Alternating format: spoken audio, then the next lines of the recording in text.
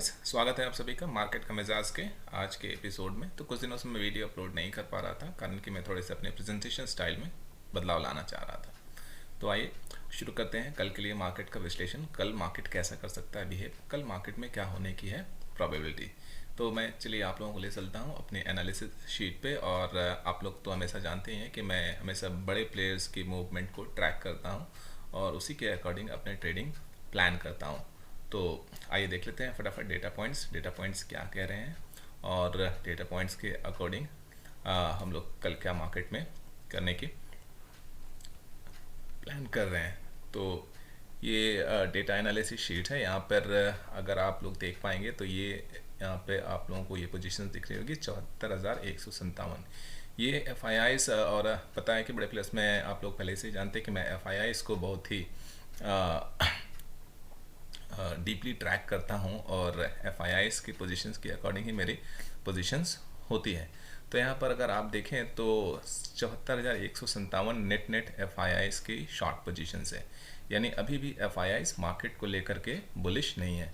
हालांकि यहाँ पर थोड़ी सी पोजीशंस लॉन्ग साइड की दिख रही है। 14,438 कॉन्ट्रैक्ट यहाँ पे दिख रहे हैं, लेकिन कंपैरिजन में 74,157 कॉन्ट्रैक्ट के ये काफ़ी कम है। तो एफ आई आईज अभी भी मार्केट को लेकर के बेयरिश हैं। तो नाउ ये क्वेश्चंस उठ रहा होगा आप लोगों के मन में कि आज बाजार ऊपर क्यों गया। तो आप अगर कैश मार्केट को कंसिडर कर रहे होंगे या कैश मार्केट को ट्रैक कर रहे होंगे तो आप देख रहे होंगे 3-4 दिन से एफ आई आईज 1000 करोड़ से ऊपर की बाइंग कर रहे हैं। तो ये एक्चुअली रिटेलर्स को मिसलीड करना चाहते हैं। रिटेलर्स ये आंकड़ा देख करके शायद उन्हें ऐसा लगे कि मार्केट में अब एफ आई आईज बाइंग करने लगे हैं और अब मार्केट ऊपर जाएगा, और जो रिटेलर्स हैं वो आकर के बाइंग करना शुरू करेंगे, पार्टिसिपेट करेंगे मार्केट में, और इस तरह से एफ आई आई को लिक्विडिटी मिलेगी मार्केट में अपने होल्डिंग्स, अपने पोजीशंस को स्क्वायर ऑफ करने में। तो यहाँ पर अगर आप देखें तो आज मार्केट ऊपर जाने का एक रीज़न ये था कि जो रिटेलर्स हैं, क्लाइंट हैं, उन्होंने काफ़ी बड़ी शॉर्ट पोजीशंस कल बनाई थी, और शॉर्ट पोजीशंस को एक्चुअली क्लोज करवाने के लिए, यानी कि रिटेलर्स के शॉर्ट पोजीशंस के एसएल को हिट करवाने के लिए आज एफआईआई ने अपनी जो कुछ शॉर्ट पोजीशंस जो है उसे कवर करा, और शॉर्ट कवरिंग के वजह से मार्केट ऊपर गया। तो अगर हम नेट डेटा देखें तो अभी फ्यूचर जो डेटा है वो हमें वीकनेस की तरफ ही इशारा कर रहे हैं, और मार्केट में अभी भी कोई बड़ी तेज़ी दिखाई नहीं दे रही है। तो फ्यूचर का डेटा पॉइंट्स हमारा वीकनेस सजेस्ट कर रहा है। अब हम लोग ऑप्शंस की तरफ अगर बढ़ते हैं तो ऑप्शंस में ये आप लोगों को यहाँ देखने को मिलेगा कि इस एक्सपायरी में अभी एफआईआई की जो बैंक निफ्टी में कॉल राइटिंग की जो पोजीशन है 41,500 की, वो ओपन है, यानी कि उसे क्लोज नहीं करा है एफआईआई ने। और कॉल राइटिंग की जो पोजीशन है 17,900 की, उसे भी एफआईआई ने अभी तक क्लोज नहीं करा है।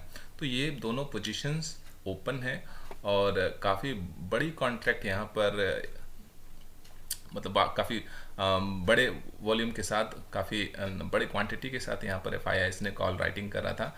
लेकिन आज उसमें से ये थोड़ी सी पोजीशंस आपको क्लोज होते हुए दिख रहा है। ये थोड़ी सी पोजीशंस उन लोगों ने अपनी कॉल राइटिंग वाली क्लोज करी है, और आज पुट राइटिंग भी उन्होंने करा है 41,500 बैंक निफ्टी पे, और निफ्टी पे 17,800 पे पुट राइटिंग करा है। इसी के वजह से, पुट राइटिंग की वजह से आज मार्केट ऊपर निकला।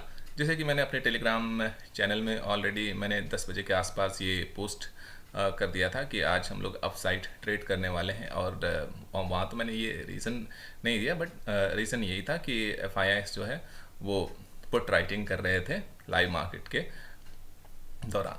तो अब यहाँ पे देखना ये है कि कॉल राइटिंग की पोजीशंस अभी भी ओपन है एफआईआईस की, और पुट राइटिंग की जो पोजीशंस है ये भी ओपन है, दोनों पोजीशंस ओपन है।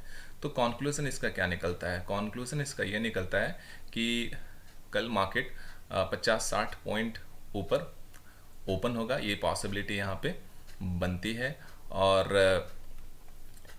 तकरीबन 17,800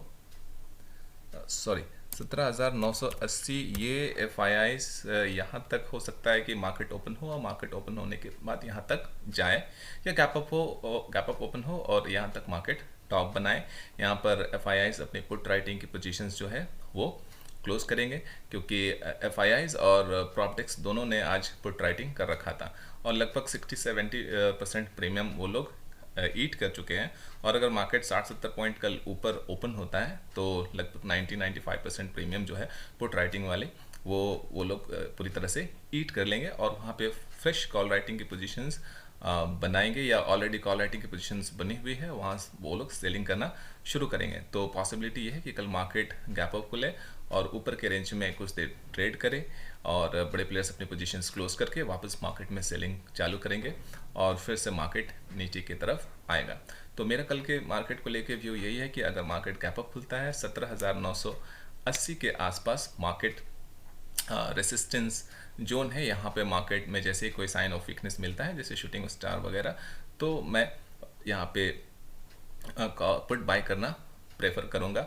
17,600 के आसपास का 17,750 फिलहाल जो नियरेस्ट टारगेट होगा वो 17,750 का टारगेट होगा।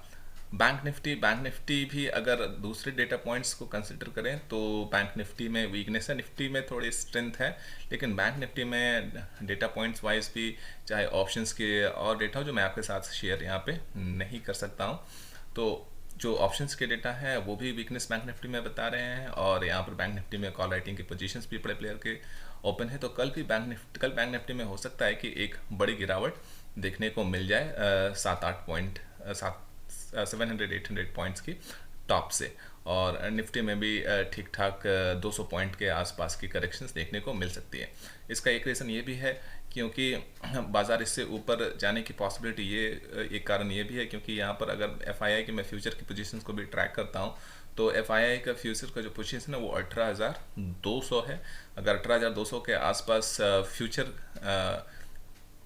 फ्यूचर का जो इंडेक्स है अगर वो फ्यूचर 18,200 के आसपास पहुंचता है तो वहाँ से एफ आई आई ट्रेवल में आएंगे।